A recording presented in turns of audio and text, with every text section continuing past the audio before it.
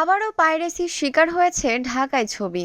প্রেক্ষাগৃহে মুক্তির দ্বিতীয় সপ্তাহে ইউটিউবে দেখা যাচ্ছে ঢালিউড সুপারস্টার শাকিব খানের দরদ সিনেমা। গেল শুক্রবার 15ই নভেম্বর দেশের 84টি প্রেক্ষাগৃহে মুক্তি পায় এই ছবি।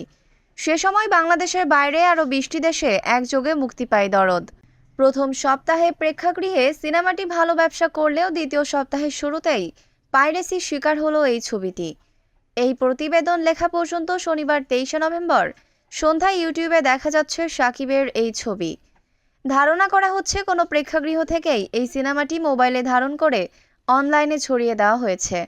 এর আগে বহুবার পাইরেসি নিয়ে দর্শকদের সতর্ক করেও নিজের সিনেমার পাইরেসি বন্ধ করতে পারলেন না শাকিব খান।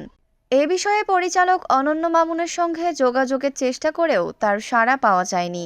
রোম্যান্টিক থ্রিলার ধাঁচের ছবি দরদে শাকিব খানের বিপরীতে অভিনয় করেছেন বলিউড অভিনেত্রী সোনাল চৌহান।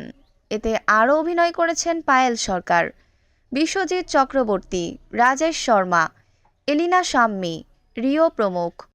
ঐশী সৃষ্টি, বিনোদন ডেস্ক, বাংলাদেশ নিউজ টুডে।